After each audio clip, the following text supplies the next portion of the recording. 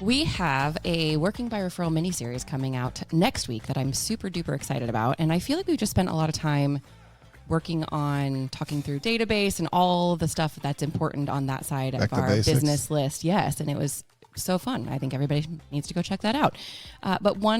The other important list hasn't been talked about for a long time. So I'm excited. We're digging into the sales funnel, which we also coach and teach as a business forecast. So I just want to kind of start with, what do people tend to get wrong, I guess, with sales funnels is kind of where I'm going first. How do people look at this in maybe a slightly different way than how we coach to think about it? Are you asking about this being confused with our database or? Yeah, I think so. I mean, I think a little bit of both. Just in general, what do you think of when you think of what people maybe misinterpret about this? Well, I don't know if this is what you're asking, but here's how I'll answer the question. Okay, because good. I have a microphone. Yeah, you do. So I'm just giving you permission. Just go.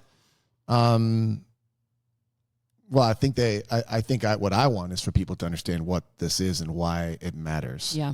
And we built this because other than, in contrast to how most CRMs work, I was actually just last night watching Rory from Compass International. Uh-huh. And he was doing another one of those walkthroughs of the new platform, which is brilliant. And I'm excited for it to come out and put it in everyone's hands next year. But he was doing the AI engagement with it. Yep. And he had a new lead, and he took this lead and gave it to the system verbally. Yep. And it wrote an email and stuck it in the system. And that's great. But all I could picture in my brain is that this name and number of this person was now in some automated system. Yeah. But it now was behind a wall of it's a curtain of invisibility. Yeah. It's back there somewhere in a database. The point of this was, it's multiple folds, right? But one of the points was to create a snapshot, a snapshot of your entire funnel, all of your pipeline. You can call it a pipeline. Some people do. Some people call it a funnel. Some people, yeah. But in sales coaching, the idea is a funnel is intentionally wide at the top, narrow at the bottom. Yeah. We need a large amount of opportunities, leads, names, and numbers. Top. Yep.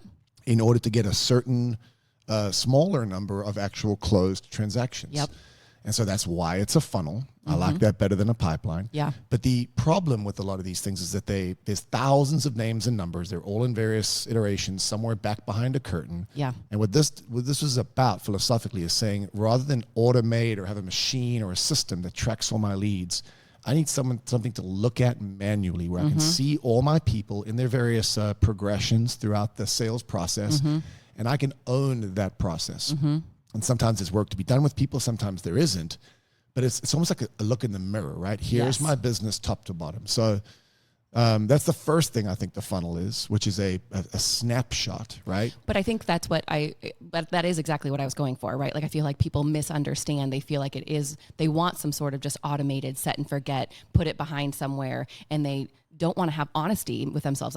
That's one of the very first things that I took away that you said to me was it's an honest look in the mirror about what you actually have from top to bottom. Yeah. Is it a healthy shape? How many do you actually have in there? All of those things stuck out to me, and I think it was very misunderstood for me. It wasn't as clear until I saw this, I guess. So I think that is something that people get wrong. Yeah, and you said the next thing. It's a snapshot, so it's all in one place. I can see it all visually. Yep. Second, I can see the shape of it. Yes. That's why we color coded it. I can see just from the aesthetics. Yep. Do I have it weighted correctly? Is there a wide top and a narrow bottom that I know that there's always going to be a future stream of business, right? Given the fact that there's a conversion process throughout, and there's an attrition of those leads throughout. You're not going to convert all the leads. No. And then the third thing is that it's there to actually project revenue, which is why we call it a forecast. What we're teaching people to do here, the math is less important than the theory and the philosophy and what it does for how it drives activity. And that's why we do this the way we do it. But there is math here.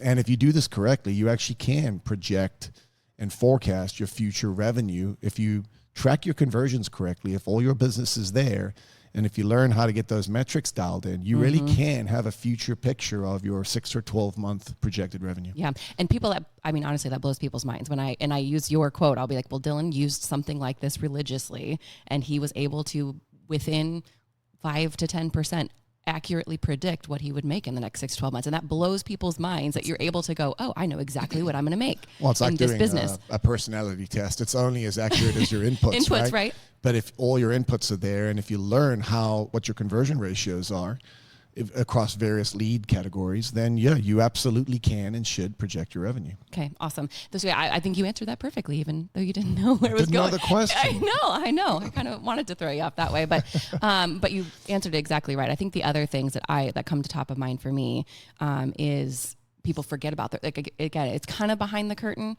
but I can't reiterate enough that when somebody raises their hand, they should go in here automatically, right? I think we question the line of when they should be there, how cold, warm, hot they are, whatever. It's also not just your phone. I mean, like somebody actually has to like give you the indication that they are interested in real estate before they go in here, and keeping those things separate in my mind too. I used to describe it as now leads, later leads. Yeah. So I would agree with what you said with a caveat. Yeah.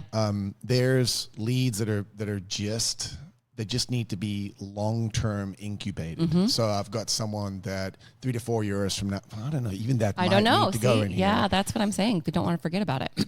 The line for me is people are in my database if I believe there is something that I should actually be doing to engage with them, whether it's every 3 months just to create a touch point or every day because they're an active buyer. If I want to be reminded to look in the mirror and consider what do I need to be doing to move this person forward through the sales funnel. Yes. Then they go here. Yeah. There are certain categories of leads that do need to go into like online leads that might just need to be in an online incubation system. Yeah. And so I would call those later versus now. Yeah. But the point of this, I suppose it's like your database. You can have thousands of names and numbers. Who goes in your active client appreciation program database? Your actual referral the relationships. People you want to engage. Yes, exactly. This needs to be Could have a line like that. Well, and the problem is I think that's back to looking in the mirror. Yes. You probably need to remember that you're in a contact sport and you actually are supposed to be engaging these people.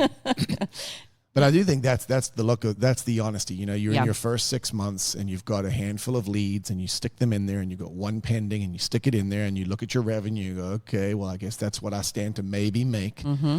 But the beauty of this game is then I add a few more leads and I start to expand that list and I convert people a little bit further down and I start to see the revenue increase as I increase the conversion ratios. And as I do that, I start to, it's the gamification to some extent. And understanding your conversion ratios and how that'll get you better at your probabilities, I think, as you understand where leads are coming from and how well you are at converting them. I think there's some thought behind that as well. So question for you. Yeah, I love this. Well, it's my curveballs. Let's do it. Well, we're running through all this. We're talking about conversion ratios and the funnel. Like everybody knows exactly what it is. I know that we went through a chapter where I coached every single agent on how to do this. Manually in that oval table, we sat, we all plugged in our database. We plugged them into the funnel. Yes. And every week we actually looked at it and looked at our conversions and tracked them and saw if we went up or down. Yep. Then we went through the dark ages. Where it just somehow went behind somewhere. Because we got bigger and we expanded and I think we got to a place where I couldn't manually coach everyone on that. And so it went dark, right? Yeah. And then this got re-brought up from a conversation with Ethan, if I recall. It wasn't a conversation. And he's like, where's that thing that we used to use? Mm-hmm. And because he was probably coached to use it. Yep. And we've now energized this and all of our new agents are being coached to use their forecast. Yes. And I believe we've built that to some extent into the new relationally platform. Mm-hmm. My question is, as I'm talking about this with you, what percentage of our agents have a clear understanding of this? That's a great question. I mean, I would say we talk about it every week in the Weekly Connect with our new agents. Like I have them look at it every single time and I'm asking them different kinds of questions and we're working at it that way. So I would say if you are new here, and you're going through foundations. The last couple of years, you've been through this. And you're going through foundations with Thomas and you're meeting with me on a weekly basis to kind of just make sure you're looking at it regularly. I feel like they're pretty clear. But I would say that there is still a big population where it's not quite understood. So, I mean, I might go so far as to say 50-50, honestly, on that. Yeah, I mean, so let me plug real quick. I know I'm throwing you way off. No, this is great. Well, we are good. We can talk about it. And I'm not sure if you wanted to get into the history of where this even came from, but I mean, this was day 2 or 3 for me in real estate with Roger Wheeler. The first thing he made me do is start tracking points for every activity that I did. And I was telling you, there's a handful of things Roger did brilliantly early on. One was recruit me. Yeah. The second, and then train you on this. Yeah. The second was, train me on activities. Activities produce results. And so I had the little spreadsheet, and every little thing, every call, every email, every response had a point. And I tracked my points, because what he was trying to teach me to do is that you don't just get results magically. It's the inputs Yes. that produce those results. And so if you can measure the inputs, you're going to get better results. So we had points, and I won gift cards, and I competed with Kit, and I won. Of course. But I believe that's what produced results down the line. The third thing was this. And it was just the notion that I'd like to actually talk about the jet engines. Can I do that? Yes, real I was going that direction next. Yes, go. I don't remember how he told the story, but here's how I have told the story over the years. Yeah. We're in sales, and I like to tell the story of 2 different sales worlds. One sales world is you sell pens, is how I always told the story. Yep. Do you still tell the story this way? I don't know that I do. Yeah. So here's how I tell the story. I know we do in our foundation series, though. If you're in sales, and let's say you sell those little $1 Bic pens or whatever, and you're a door-to-door salesperson because you're a prospector, and you're going door to door and you're selling pens. Now, you buy them for $1 and you can sell them for $2 a piece. So what's your margin? You have a dollar margin. You have $1 per pen profit. But you know that you have a wife and kids and whatever else at home, and it costs you about $100 a day just to survive. This is real simple, right? So it's Monday. I got to sell how many pens to make $100? You got to sell 100. I got to sell 100 pens. So it's Monday. 100 pens. This is easy. I wake up, measure my day. I get my Starbucks, and I start knocking on doors. And I get no's, and I get no's, and I get yeses. But I can, at the end of the day, I sell 47 pens. Good or bad day? Not a great day, because you didn't get to your 100. Simple. Very easy bad measure. Day. I sell 140 pens the next day. Good or bad day? Great day. Simple. So this is how sales works when you're selling pens. It's a very one-on-one exchange, very easy to measure.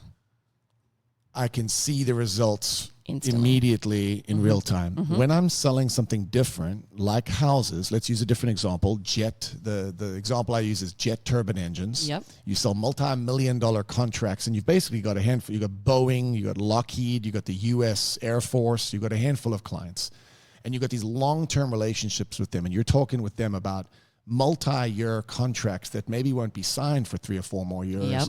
And there's this, and you're courting them, and you're taking them to dinner, and you're flying out to wherever. Look, Probably playing some golf. What's the secret air base? Oh, I don't know. Where all the aliens are. Area 51. Thank you. You're flying out to Area 51, and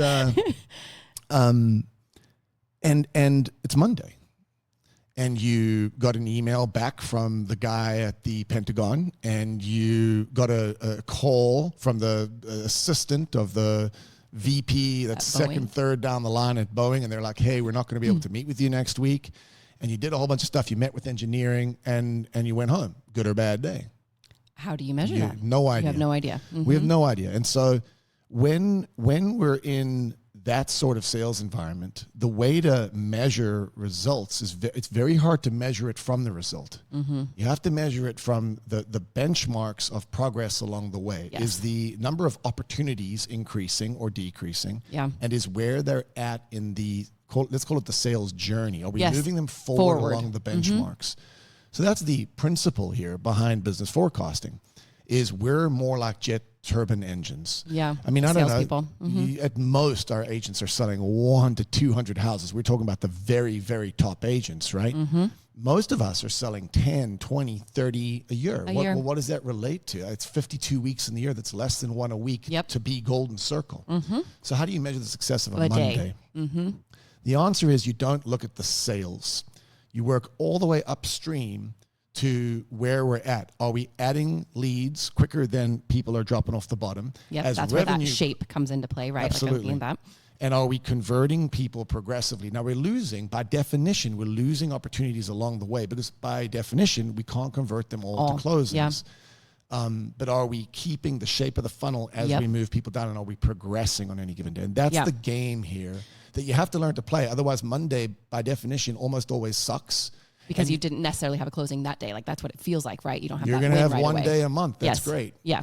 And that's not a great way to approach sales. So this is a gamification process to be able to see where you're at, to measure the shape and the health of your business, and to learn to close for the benchmark rather than closing for the sale. Yeah, and I want to go there next. So yeah, the close for the benchmark is the key phrase that I know I do say all the time, right? Like just do the next thing to move them forward. So I mean, it still to me is about proactivity, right? Like you can measure your success in your day based on proactive reach out. Did I get anyone to move a little bit further along, right? Like I found out more information about them. So let's talk about closing for the next benchmark. So the way that we look at this funnel is that we have a lead, and let's just kind of quickly just redefine these because I think it's super helpful to really get these straight in your head to then be able to know what the next benchmark is, right? It's been a while since I've run through these, but it's so deeply ingrained in my brain. Yes, you don't have to look at anything. You just know what this is. Yeah. Well, and back to my plug, I just want to say this, if you aren't doing this, if you aren't thinking this way, if you're not tracking your business this way, I'm quite confident that you are missing out. This is probably the most valuable thing we've ever taught,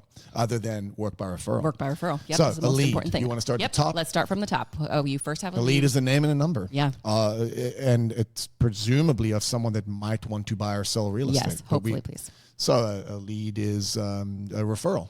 Hey, Sally's thinking of buying. A lead is someone that walks into your open house. They're not a lead until you get their name and number. So if they walk in and they walk back out, they're not a lead. So what's our first goal? Get their contact information. To get names and numbers of people who might be wanting to buy and sell. So the first benchmark is every single day you're in the lead generation business. 100%. Yes. So you wake up and every day, the first goal you have after brushing your teeth, kissing your family is to go get leads. Yes, this is what we do. This is what I'm like. Look at your spokes. What is your spokes plan? That's why we teach This spokes. is your activity. That's what creates future business. Yes. So then we move to?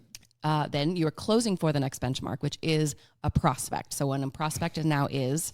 Well, the prospect is one step further than a lead because it's a name and a number of a person that might want to buy and sell, but now we know something about what they want to buy or sell. Mm-hmm. So a prospect is someone that has identified themselves as someone interested in buying a piece of real estate in Ankeny, Iowa, in maybe this price point. The reason that matters is because by definition, prospecting is our capacity to start to provide guidance or information or the opportunity that the prospect is looking for. My job with a lead is to find out what they want. Yes. My job with a prospect is to start to give them what they're looking for. Want. Exactly. So the first goal is to get leads. The second goal is to find out what they're looking for. What do they want so that I can start to provide information? All of your proactive, reaching out to them and incubating them is all about, I know what they need or want, and I can start giving them that, right? And with a buyer, that's relatively easy, right? They're like, yeah, I'm thinking about something in Ankeny. So we start to find creative opportunities. We send them. One of the big things Roger told me early on was how often can you reach out to a buyer? This is good. And his answer was always as many times as there is something new information to provide them, something new of value. If you call them 5 times a week and say, hey, you ready to buy yet? That's too much. Terrible. If you call them 5 times a day and say, hey, I found another one that you might want to check out. This one here is even a lower price. Or, hey, this one just dropped in price. Or, hey, this one's going to hit the market next week.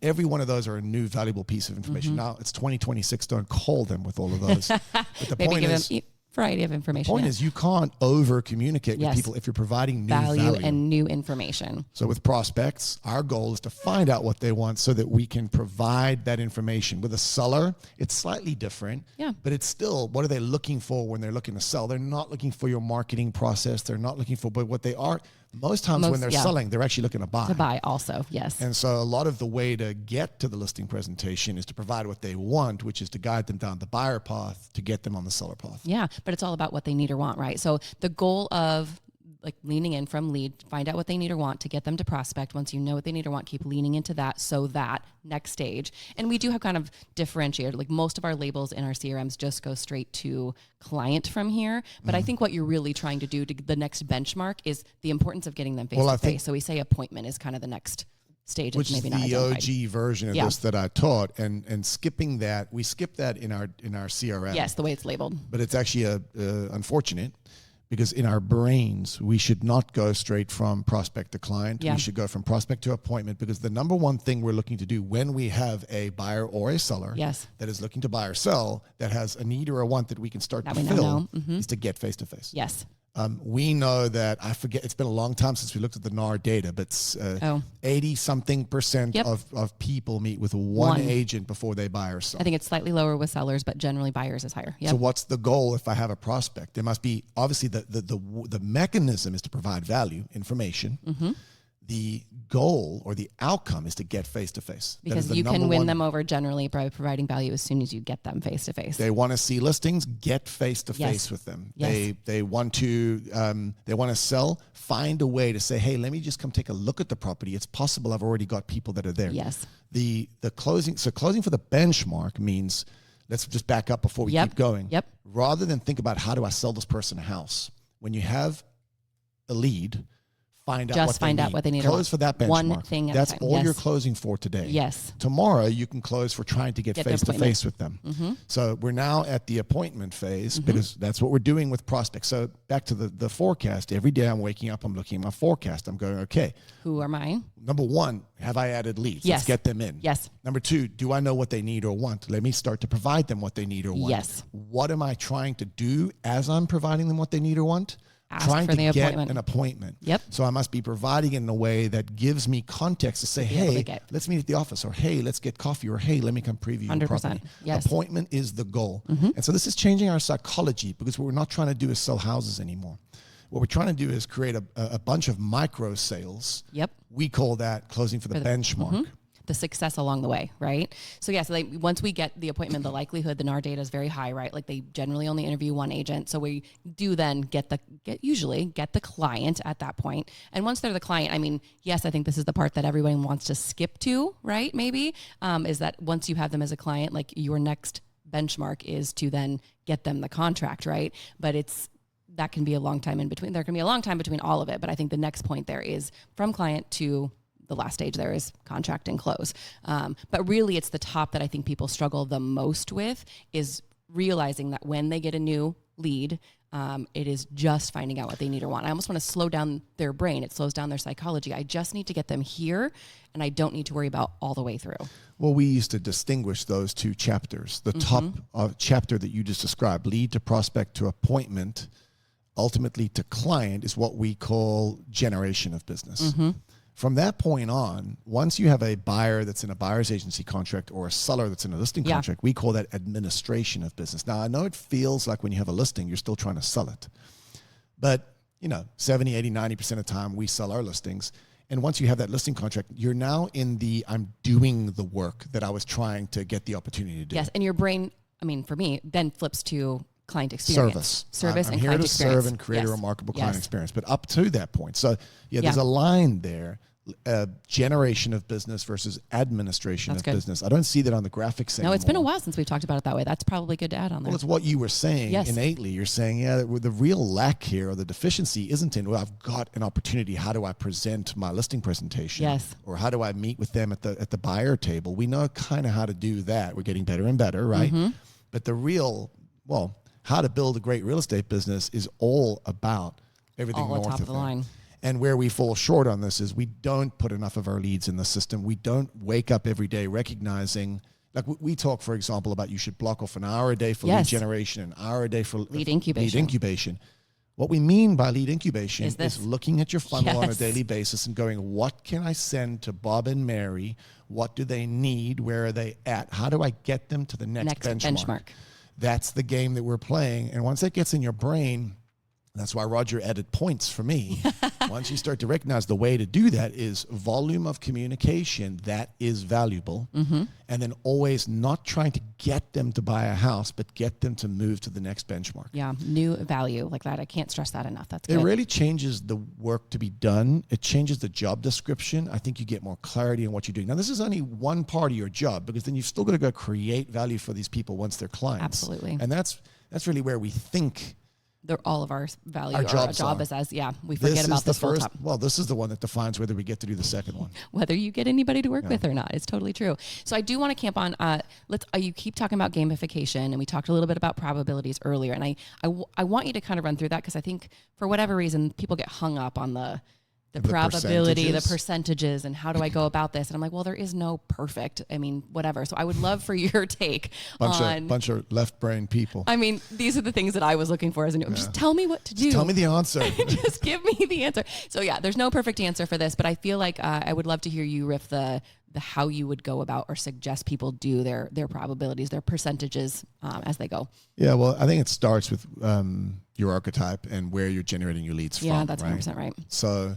But the way I played the game wasn't that complicated. If I got a new lead, the math was simple. If I had a lead and they were a quality lead, I would plug them in as a 5 or a 10%er. A 10%er means to me that if I had one of these, I probably don't have a sale mathematically, because it's just a name and a number. How do I know if they're going to buy? But if I had 10 of these, that was the game. I go like, if I had 5 of these, would I pretty much be sure one of them would buy? No. If I had 10 of these, do I think one of them would probably buy or sell? Yeah, well, that's a 10%er. Yeah, that's good. And so at 5 to 10% for leads and score low. Now, the reason we're scoring is because we're putting in the revenue. We're saying it's a $300,000 sale. We do the realtor math, 3%, $9,000, and we leave out the split part because we're just thinking in GCI, right? This is just top of the line, But if we then multiply that 9% by $9,000 by 10%. What we just did by generating that lead is we added $900 to the bank account. Now, on that same day, we might have lost an opportunity with a listing. One of our listings canceled, and they were at a 70% maybe or a 60%. So we lost $3,000. Yep, but we added. But we added 4 or 5 leads. And one was 900, one was 200. So that we're able to see the offset on any given day. New leads, 5 to 10%. And then it's very subjective, but you know your own conversion capabilities, right? So once they start to reach out back to me and they go, oh, yeah, we're looking for this and we're looking for it there. And we go, well, okay, let me send you some listings. Have some back and forth communication going on. You guys think you want to maybe get together? And they say, yeah, I'd be willing to get together. Right away, I'm going to go, okay, that 10 just became a 20. Which means I would need 5 of these to have any certainty of some sort of sale. And again, be conservative. But 15 to 20%, 10 to 20%, once they're in that prospecting phase and they're engaging with me actively, and I know that they're not an active buyer's agency with somebody else. Once I'm face-to-face with people, I've had a presentation. You know how it went or didn't go. Didn't went. How it went, yes. But, sometimes I don't win the listing presentation right away. But once I've got a buyer's agency contract, guys, I think you kind of know where you're at there. On a buyer's agency agreement, I think you're at 50%. Yeah, and it depends on what they're looking for. It depends on the market. But I think that's where I can lean on some other factors to kind of help me decide. A real buyer's agency, like a 6-month, we're with you. We want to work with you. Legitimately looking for something that's findable. And they don't have something to sell that's overpriced or whatever. Yeah. And so, I think with the benchmarks we've got for that are like 40 to 70% on listings. In bad markets, there were markets I had homes listed in 2007, 8, 9. We had our listings at like 30, 40%. Because there was not a great chance of them selling. No guarantee they were going to sell. You had 1-year listing contracts, and sometimes they wouldn't sell. So look, don't get hung up on the math. Well, let me keep going. Yes. I just want to say that if you play the game right, once you have a pending buyer or seller, you still don't have any money in the bank. Yes, that's what I say. People change it to 100% way too. They're like, this is guaranteed. I'm like, really? Have you done real estate very long? Pending pre-inspection, I'd move it up just 10 or 15% to like 70 or 80. Yes, exactly. Once I'm post-inspection, I'm going to move it to 90. Because even then, what am I mathematically saying? I'm saying that if I have 10 pendings right now, I'm suggesting mathematically in my formula that one of them might fail.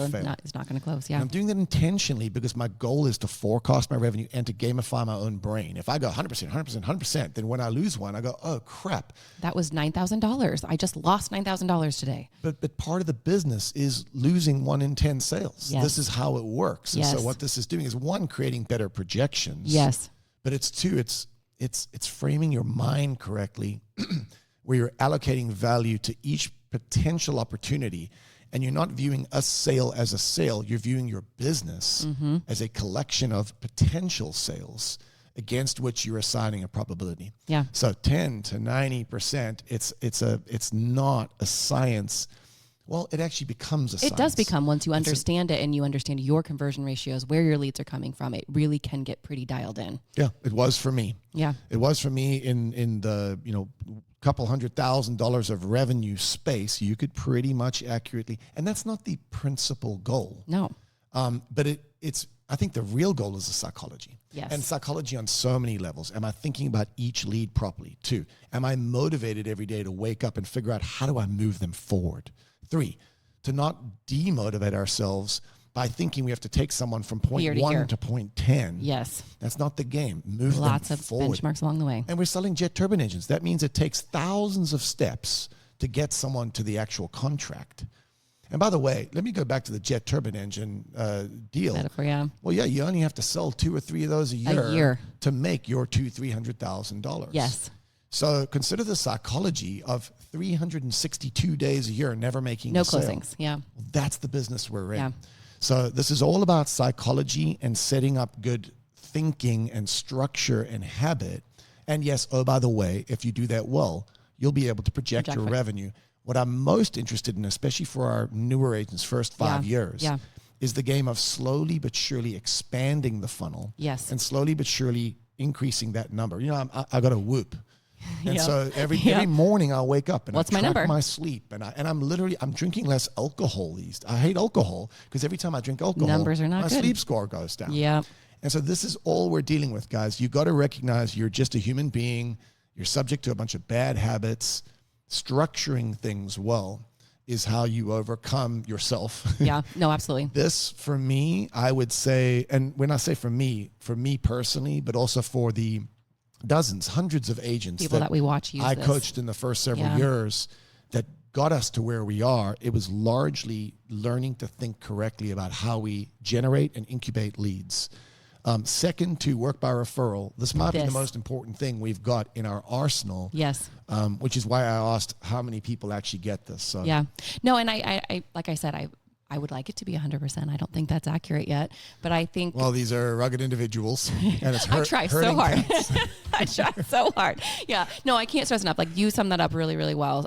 So I mean, I cannot stress enough the importance of the separation of all the thought process, all the things that you do, the difference between the database and the difference of the work to be done in a sales funnel. And it really is all about the look in the mirror. You know where all your people are at, and just getting your head wrapped around the psychology of what this is supposed to be, and approaching it correctly. And last thing I want to say on that, the gamification on that, right? Closing day is a great day. It seems like a great day because the money actually goes into your bank account. But if you're really gamifying your funnel, that money just went out of your funnel, right? $9,000. Right? Well, it wasn't 9 because it was like 8,100. Yeah. But all of a sudden, poof, it falls off the bottom, right? And your funnel actually went down in value. But if you're playing the game right, you also added 3 or 4 leads that week, and it actually somehow in the net, your total actually went up. Right. That's the game we want to be playing. Yes, don't ever take your eyes off the top. I cannot stress that enough, just to make sure we get busy sometimes in the client service part and we take our eyes off the top. So you got to be constantly filling the top so that it has a successful flow to get you to a place of having a sustainable business through your leads. So before you wind us down here, I want to ask you pragmatically, if I'm someone that's in that middle, I'm not one of the new agents, and I'm not Baba who has been religiously using I this. get this strategy. Yeah. Yes, that's so good. If you're in the middle, how do I get back into the notion of business forecasting? Where is this? How do I start? Yeah, I would say go to, Drive. Drive has the opportunity to go straight to the business forecasting sheet. I mean, it really is a spreadsheet. It's nothing crazy. It's nothing fancy, but it will do this for you. Yeah, it does the math. Or raise your hand for Relationally. This can be done in Relationally as well, as far as in our Monday.com system that we created. But really, there's some really great resources to go check out. Listen to the Foundation series on business forecasting to just continue to get your head in space in it. We have another resource called 2 Tools to Hold Yourself Accountable that talks about this part of the accountability in your forecast. But honestly, guys, just reach out. Like, I would 100%. love to get you started on this, because we are incredibly passionate about it and know that it works when you do it right. If I'm not winning as an agent and I'm struggling on my business right now, the number one thing I would do is go put this together and start focusing on my funnel. I actually have a few people that we're getting on that journey right now, kind of re-looking at things and getting their business back. So yeah. Cool. Thanks Fun so much. to talk about this again. It's so good. I help, like seriously, let me know how I can help on this. But thank you for your help on the insight on this. Good stuff.